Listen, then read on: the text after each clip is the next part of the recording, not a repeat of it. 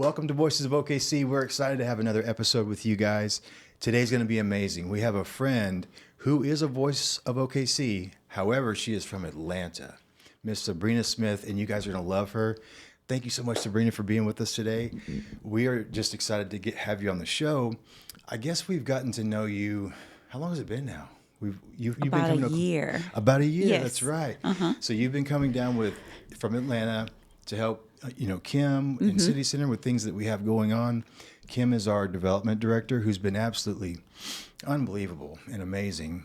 For one, just for who she is, but two, all the friends that she's been bringing to City Center. And you're definitely one of those folks that's just been amazing to have around. You're a breath of fresh air. I can tell you love what we do, and that means a lot to us too. So that just led me to want to know more about Sabrina, and I'm sure everybody listening will benefit from the life you've lived and some of the things that you've experienced. So if you don't mind, Sabrina, would you kick us off and just tell us a little bit about you, like where you grew up, where you're from, what life is like now. But let's just start with early life and just tell us a little bit about what it was like growing up for you. Okay. Well, let me just say thank you for having me. Yeah. And I am homegrown from Georgia. Okay. I was born in Columbus, Georgia, Fort Benning. I'm a military brat, yes, of course. And then we moved to Atlanta, and that's, pretty much where I was raised, at the city of Atlanta, Georgia. Stone Mountain as well as Sandy Springs is where I grew up at. Very cool. So what was life like growing up in Georgia? So you were a little bit outside of actual Atlanta, you said. So was that more rural where you were at? More of a country town? Okay. More suburban. Okay, yes. Gotcha. So what was life like there? Did you, what was growing up in school like in Atlanta, all that stuff? Quite active. Yeah, okay. I was always on cheerleading, tennis. So I was always the active person, growing up and being in school and going off to school, it was great. That's just awesome. Life was great in Atlanta. I have, a big family as well. 2 sisters and 2 brothers. So, life was, we was just enjoying life, had great parents. I do have great parents. Yeah. When you grow up with a dad that's, a police officer and a mother that's a nurse. So your way of living is definitely established a little bit different. Yeah. So, yes. Especially when, I didn't have both parents in the house my whole life, so I saw an impact of that, but hearing whenever you have parents that are actively involved in serving the community, whether it's being a police officer in the military, whatever the case may be, and then they just apply some of those principles that they gain from that life, it's hard not to, have a little bit more of a better life with less, detours on the path. So that's really cool. So what was your sport of choice growing up? Oh, you said tennis. I love tennis. I played tennis. I ran track. I jumped hurdles. I know, and I'm short, but people always ask me, you jump hurdles? Yes, I jumped hurdles and ran for the 440. So, yes, that was my sport of choice. And I would cheerlead for football and basketball. Yeah, so Shante, Kim's niece, she's a track girl too. So you guys, it reminds me of her when you say that, because I mess with her all the time about running track. So she's great. Very cool. So what do you, how many kids do you have? I have 2 girls and 1 boy. Okay, how old are they? Ooh, now you want me to tell my age? No, I'm sorry. Well, you look 30, so you're good. Yeah.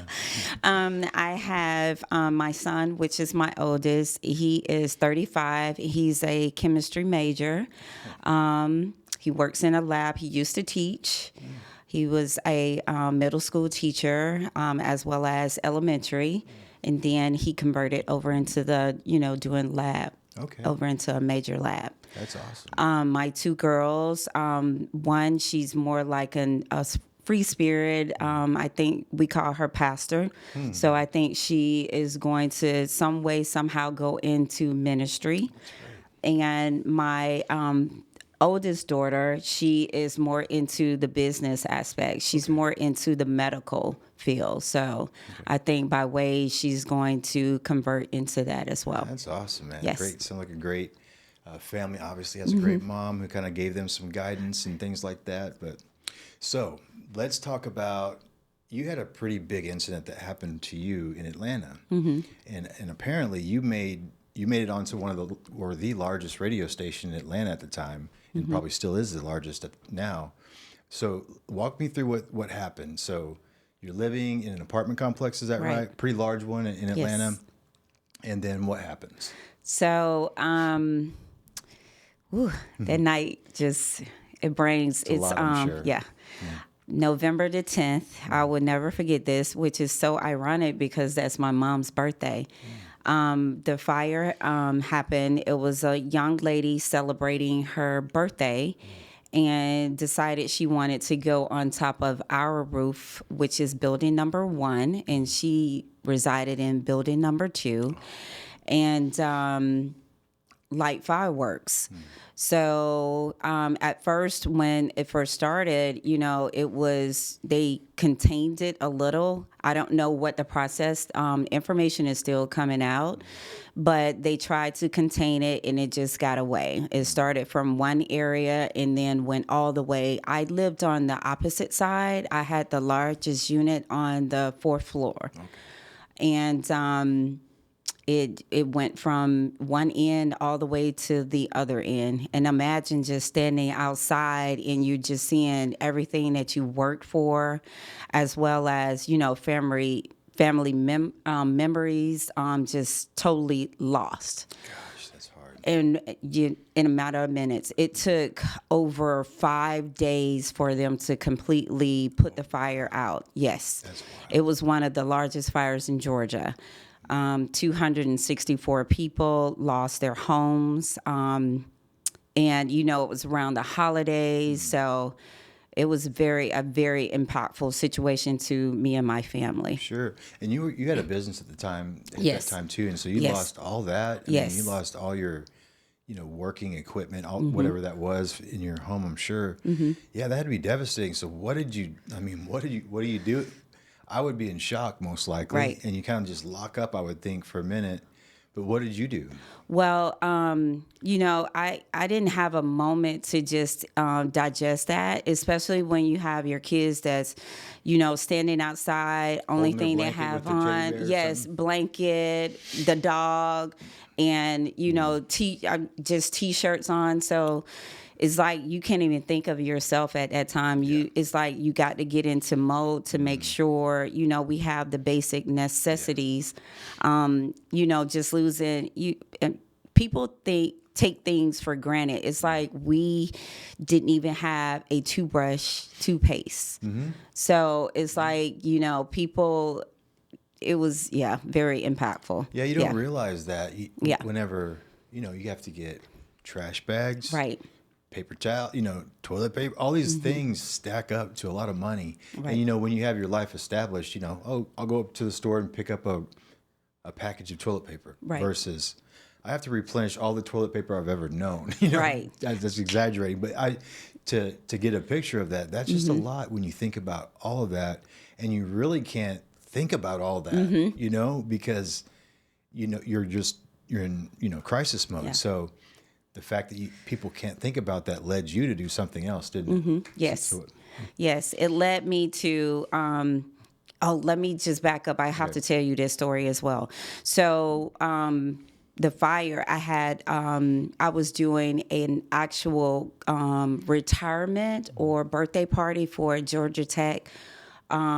He's real popular at Georgia Tech, one of the biggest running backs. So I had custom footballs, everything, totally lost. Oh man, totally lost. And how do you what do you even say? I mean, those are probably priceless. Yeah, priceless. I did have one replaced for him.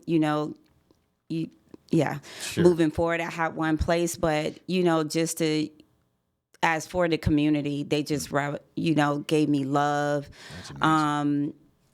apologetic, sorry. So but internally it's like you failed your client, and it kind of hurts. So it's like I had to take on that, as well as, just seeing my kids, even my dog, all the way to the bare necessities, no food, anything. And you cannot lose your dog in that situation. Right. That's like a lifeline, I would think, for Right. the kids too, to have that companion that can help, with a lot of things. Right. So, fast forward, now today, we're kind of seeing, the clouds are moving out. We just found out that we did come to a compromise. So our case is definitely being settled now. I won't disclose what the amount is Sure because it they've better be a already pretty put penny. a target on our back in Atlanta, because before the attorneys even told us, it was on the news already. Wow. So with that, I also have to back up. So with the 264 guests that lost, or 264 residents that lost their items, we had children. So we were close to the holidays. So I reached out to a lot of other people that I knew, especially in the radio station. We all came together to collect toys for the family. And I'm in crisis. So, but I couldn't even think of myself. So I'm thinking of the little kids, making sure they still have a great holiday. So we rallied together to give them toys for Christmas. So those are some of the things, like, when you're going through crisis, sometimes, bad things, good things come out of a situation. Mm-hmm. And with that situation, I also come to develop what we call 1155. And it is going to be definitely a foundation for temporary housing for people who is affected by fire. Because of going through that actual situation, there's really no resources. Mm-hmm. And especially if you have children, you don't want to stay in a gym. The shelter, they were giving us like a gym with cots. So I have young ladies. Yes. So with young ladies, it's like, you got a safety factor, as well as you have a private issue. So with that being said, during the experience, I thought about, we are doing 1155, where we are giving people temporary housing as well as the basic necessity until you can kind of put your feet on the ground and get everything together. That's really good. Mm-hmm. So out of tragedy, yes, a ray of hope is built. Absolutely. That can actually, and I think that's, I think these tragedies, because I've experienced a lot of them, mm-hmm. we all have, they can expose an opportunity. Absolutely. An opportunity for our humanity to kick in and like help each other. Mm-hmm. Something I see here in Oklahoma a lot is that kind of kicking into action whenever something terrible happens. You know? But it sounds kind of weird for me to say this, but I love to when that does happen, because it seems like all the other things fall off, mm-hmm. like all the other biases, all the other. If you had an argument with your neighbor the week earlier, that's gone. You know what I mean? Mm-hmm. All that stuff goes away, and it's about, like, innately something kicks in us, and we realize, okay, we have to survive. Right. And in order to survive, we have to help each other. Right. And so it sounds like that happens, but it doesn't happen unless there's someone that's rallying that call, that cry for help. And so it sounded like that was you. You were mm-hmm. kind of like spearheading the whole thing, because obviously you're building a foundation out of the whole situation. Right. So you hit the ground running, I bet. Mm-hmm. You're trying to figure out things for you and your family, mm-hmm. but you're also saying, hey, there's other people out here that don't have maybe the wherewithal or access that I do to resource. Right. So what was the first thing you did? Like, did you reach out to somebody? Did you start trying to ask people for guidance or help? What did that look like? Well, the first thing they do is kind of guide you to Red Cross. Okay. And with Red Cross, even though they're based on community, funds, they're limited. So with the limitations, it could get you the bare necessities. However, it didn't quite help us because I have a household of 4. It's 4 of us. So people like in the community just started, sending us money. I had one friend come over and give me his credit card to go buy, the bare necessities that we needed at that time. And, people don't understand with going through tragic situation is also psychological too. It took me 3 hours just to even pick up. I was in the store for 3 hours just to pick up the bare necessity because I couldn't wrap my head around what all we needed at that time. Imagine, yeah. That's just why, you're in the store. I can only imagine. And just like, okay, like wandering. Right. Okay, I've seen this aisle before. Why do I keep coming? Right. I can imagine that. I can see myself easily doing that, And so when you don't have anybody, I could also see having some kind of case management system where you have advocates that come alongside families directly. And I'm sure that's something you've already clearly thought about. But, when you don't have that, you're in the store wandering around. Right. And then there's no telling what else could happen. Right. Honestly, if you think about a big city like Atlanta, a confused person, I don't care what your gender is, you're vulnerable in that moment because your whole life just got burned down. Right. And you're completely confused and disoriented regarding what to do next. So there's also that danger element that I would think that comes into play because anytime any vulnerability comes into play, there's always bad actors that show up. Right. And so, thank God that it sounds like you were kept safe and you were able to get a plan together. But so it's been a long process, it sounds like. And just now, recently, they've released the decision, which is good news. But what does that look like now? Because I'm sure there's people that are not happy that you got, that there's going to be a lot of money awarded. And there's also going to be people like, oh, I know who's got the money, Right. So there's 2 things they're working. What's the next step and what's the plan for that?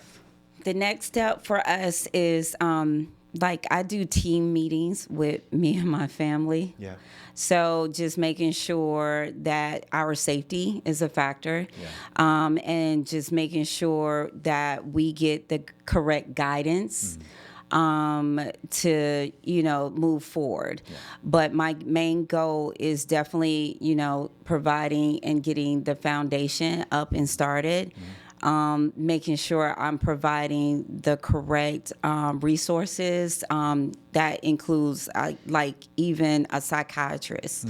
I would love to have someone on to help, with that process to ease, any of the burden or confusion or just to kind of help people kind of get through that process, as well as helping.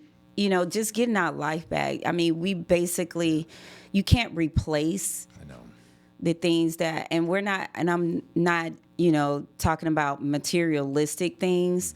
I'm thinking about, memories. So when my kids get ready to get married, I don't have photos to share as babies or kids anymore. The things that I've saved for them. So the memories from my mom, because she's no longer here. So I don't have those things. So it's like right now, my main focus is just to live a great life in health and just try to help everybody that I can. Yeah. Well, I think you're well on your way to that. I'm sure you've already helped so many people in this process, but it sounds like it's going to be supercharged in a way that, I always talk about how, I see God use everything all the time, like all the good, all the bad, all of it. Absolutely. And what could be tragic that could, and maybe it did, unfortunately, spiral a lot of people into. Matter of fact, just last week we had a team from Pennsylvania in town, and we do a outreach downtown where we, go see our unhoused friends that are down there and hang out with them and stuff. But there was a guy that looked, he wasn't, he was living on the streets for sure, but you could tell like he had some newer clothes that were still worn from the living on the streets, but his house burnt down a month ago. And he lost everything and had no insurance or anything to help. And he's on the streets now. He has no home, you know. And even we checked it out, and it was a completely legitimate story. But that could have been you, you know. Right. That could have been anybody there. And it probably was some people that were there, potentially, that were displaced. And so that's tragic, you know. So the fact that there is a foundation being started now that not only understands that, but has lived that. Right. It's different. Right. You know, it is different. You know, just like with Julie and I with City Center, you know, a lot of what we do is born out of what we experienced. And so for you, I think that seems like it's going to be the case. And, you know, it's hard to argue anybody out of their experience. Right. You know, you can't tell me what I've experienced. Right. And Absolutely. so I know exactly what I wish I would have had in this scenario. And so there's nobody more qualified to do a foundation like, you know, you're starting and have started. So I'm really excited to see how that works out, because I really feel like that's something that could be used here. You know, Oklahoma is a little bit drier than Atlanta, maybe, you know, and so we get a little more fires, grass fires. So that could be definitely something we could leverage, just as far as the knowledge with what you do and accomplish through that. So I'm really excited to hear that. Well, thank you for sharing that story. I know that's, and if there's more that you'd like to share, please share. But I also want to talk about more about Sabrina. You got so many things that you get involved in. I mean, that's just one thing, you know. We don't have much time, but no, we have as much time as we need. But so tell me about your business now. You are, first of all, this woman is a fashionista, above all fashionistas. She's trying to work on me to get my style together. And we're gonna have a little consultation soon. But tell me a little bit about your business that you run. I know it does more than just fashion and styling. It encompasses a lot of things. So I want to hear about that. Right. So let me just tell you a little bit about my background. So I went to school for interior design. Okay. So that was, you know, the base of everything. But my focus was always to be like a wedding planner. And, you know, by way of styling. So with that being said, I always just loved fashion. I know how to, you know, put colors together. I know how to, you know, size up body. I can kind of look at a person and tell them what size they wear. And it's just, is by way of just a gift. So starting that, you know, just coming in, I don't know. It's like, I love it though. What to say. No, so what's the name of the company? What's the name of your company? Crystal Pink Events. Crystal Pink Events. So you do, you also do event like decor and planning and things like that, which is you've done. We did the Christmas in July this last go around. But did you do the bougie tree? You did the bougie tree, yes. Guys, we're going to put a picture up of this bougie tree because you have to see it. But yeah, you have a definite gift and definitely a talent for that. And I love when people find that thing that they are talented and gifted at, and you can find a way to make a living at it, because there's nothing more fulfilling than, you know, seeing somebody the way they want to be seen themselves, you know what I mean, at some point when it comes to fashion or styling, but they can't necessarily see that, but you see it and it's like, oh, and then they put it on, they're like, oh, now I see it, you know? Right. But you can't necessarily get there unless you have a person that has an eye like you. Right.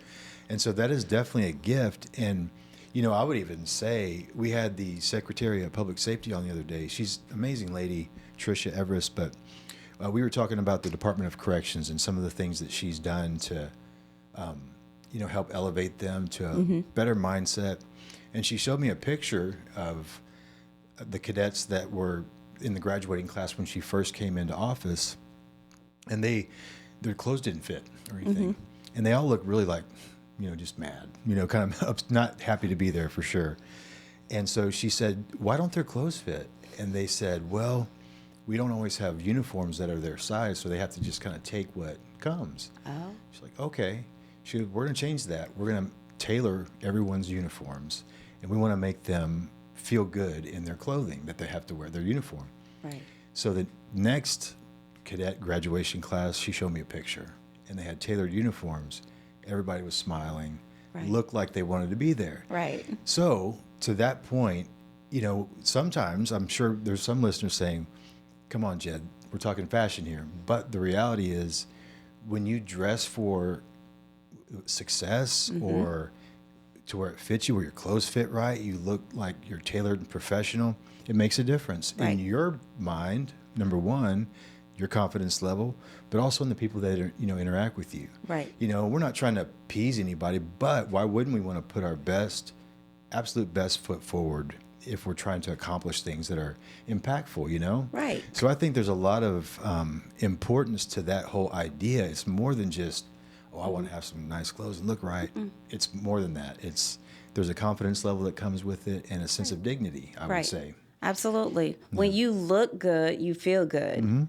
And it doesn't matter what you're going through. If you're looking good, you're going to hold your head up higher.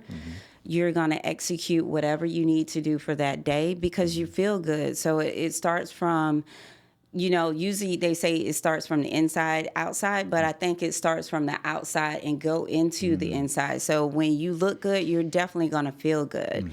And then you're going to make a presence when you walk through that door because people are going to see it. They're going to notice the change in you. So it's like a bright light. You have something that, kind of works for you. And now it's like, okay, now I can elevate and do the impossible. Yeah, absolutely. I love that. So I want people, share your website again, because I want people, there's people out there right now. So look in the camera, share your website and tell them how they can get in touch with you and if they want any kind of a consultation or anything like that.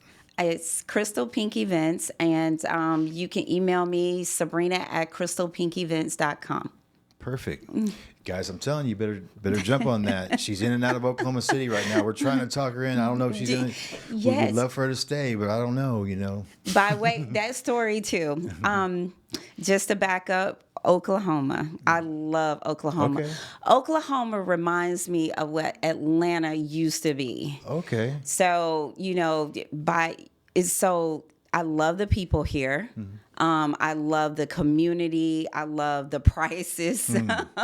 Yes, that is the biggest thing. Yep. So I love Oklahoma. I have shopped in Atlanta too. It's different. It's definitely different. Yeah. That's why I was like, oh my goodness. It reminds me of what Atlanta used to be back in the day. That's good. So that is what I would love to experience here in Oklahoma. I know that the city is definitely growing, in that direction. We're seeing so much movement and growth here in Oklahoma City. And I just, I think the days of being a flyover state are over. We're becoming more relevant and we're climbing the charts on, the state charts, city charts even. So I think I couldn't really make that comparison because I'm not as familiar with Atlanta, but that makes sense, Right. Yes. It makes perfect sense. And I think that Oklahoma City is definitely a really, just kind of a hidden gem. Right. And some people, people don't realize there's so much here that is up and coming and already existing. So I love that you said that. I love Oklahoma too. I've been in Oklahoma my whole life except for about 2 years. Okay. Came here when I was a year old and then moved away to Minnesota probably 10 years ago for about a year and a half. Then moved back here to do City Center. But I just missed Oklahoma City. When I was away from Oklahoma City and Minnesota, it just felt like my city. I was away from my city, and so coming back, I just knew because of I think what I've experienced here in the city as well. I want to contribute to it instead of taking from it like I had done for so long.